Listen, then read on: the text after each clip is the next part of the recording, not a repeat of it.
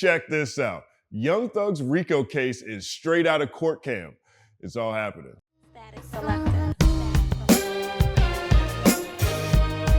Now we head to Atlanta, Georgia, where jury selection is underway for Young Thug and YSL's high-profile criminal case. Born Jeffrey Williams, Young Thug and 13 co-defendants are charged with conspiracy to violate the State Racketeer Influenced and Corrupt Organizations Act, or RICO, by participating in a pattern of illegal activity to obtain money and property. Thug specifically is accused of conspiracy to violate the RICO Act, along with 2 counts of participation in criminal street gang activity, possession of marijuana and codeine with intent to distribute, possession of cocaine, possession of a firearm during the commission of a felony, and possession of a machine gun. He potentially faces 20 years in prison because that's a lot of charges. Now, when one hears the term RICO charges the term, one wouldn't be crazy to think of a team of evil geniuses who conspired to commit brilliant acts of criminality and evaded law enforcement through their intellect and uncanny cleverness. It wouldn't be crazy to think that. The term RICO charge carries that type of organizational assumption. But Young Thug and YSL aren't your typical band of evil geniuses. Actually, they're not even geniuses at all. Actually, they might be the dumbest, most moronic alleged criminals in all of Atlanta. Because during jury selection, while literally in a packed courtroom complete with security guards and security cameras, one of Thug's co-defendants, Khalif Adams, attempts a brazen, aggressively low IQ'd handoff. Watch this surveillance video closely.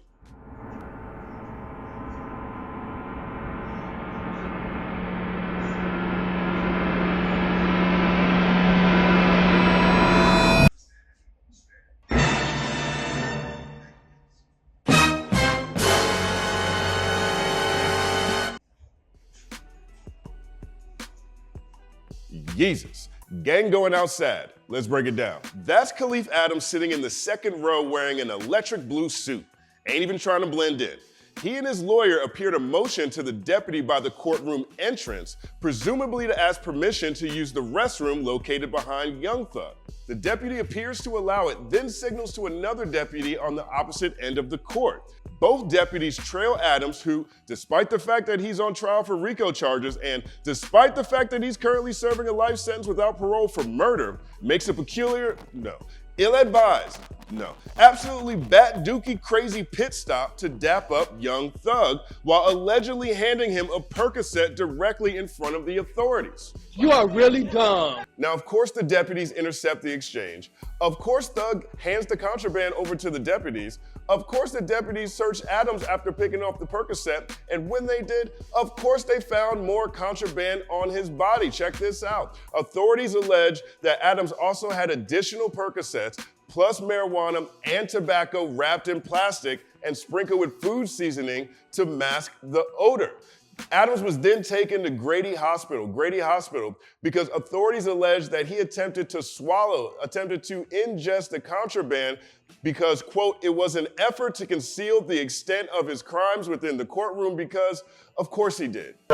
Making this idiocracy even more idiotic, authorities in the courtroom were already on high alert because Adams and Thug's bat-dookie crazy handoff was the third incident of contraband being found on co-defendants. A week before, a, quote, unidentified person tried to sneak marijuana to another co-defendant by hiding it in a pair of shoes. Caught. A day before, the mother of co-defendant Diamante Kendrick, also known as Yak Gotti, tried to smuggle tobacco products to her son in a bag of clothes. Caught, charged with criminal intent to commit a misdemeanor, arrested. Young Thug was found not guilty of wrongdoing in this specific incident of contraband, but DA Fannie Willis's whole case is that YSL is a gang, not a record label, and that Young Thug is the leader. If that's the case, looks like Thug's the alleged leader of the gang that can't think straight. Jesus Christ. The point is this, in life and in rhymes, when an organization, any organization is this dysfunctional, that dysfunction starts at the top. It starts with the management team, it starts with leadership. Stupid flows downhill like a fountain full of idiots, and Young Thug and YSL are looking like they fit the description. But it's not just them. Whether we're talking about the gaggle of rappers constantly kicking criminal admissions on VLADTV, or Tory Lanez apologetic jailhouse phone calls, or 21 Savage's clumsy clubhouse murder confessions, or all of the images of guns and drugs taken from Casanova's iCloud account that were used in his RICO case conviction, or AR Ab saying, I extort motherfuckers too. this generation is the most telling on themselves in history. Where does this inexplicable addiction to incrimination even come from? Is it ego? Is clout a hell of a drug? Are they preparing for a future life inside? Or are they just plain old dumb? I don't have the answer to these questions. Static selector. Another Saturday, another TBD. Thank you guys for rocking with me each week. I really appreciate it. Quiet as kept, I actually wrote for a TV show called Court Cam for 2 seasons. I think I was on 2 seasons, sounds about right. For 2 seasons. And when I saw this Young Thug clip of Khalif Adams passing Young Thug allegedly a Percocet, this looked like something straight out of Court Cam to me. Like I had flashbacks to all the crazy court cases that I've seen while I was writing for that show. And so I decided to write the beginning of this episode this week as if it was Court Cam, as if it was something I would have written for Court Cam that you would see on TV.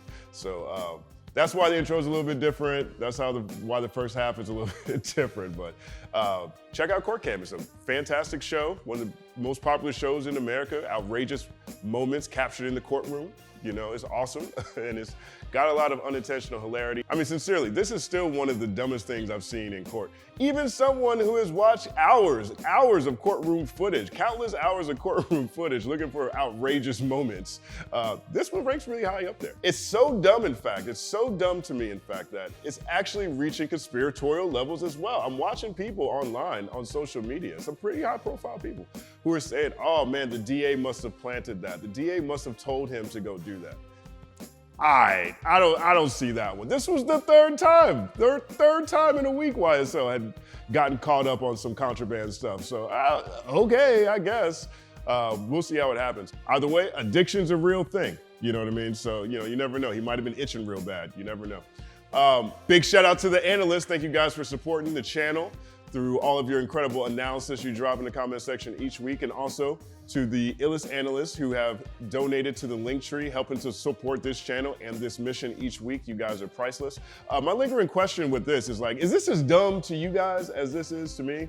I mean, essentially, this is really just a breakdown on a clip of a courtroom video, but is this one of the dumbest things you've ever seen happen in a courtroom, especially a high-profile criminal case, a RICO case that actually includes drug charges? You're bringing drugs into the courtroom.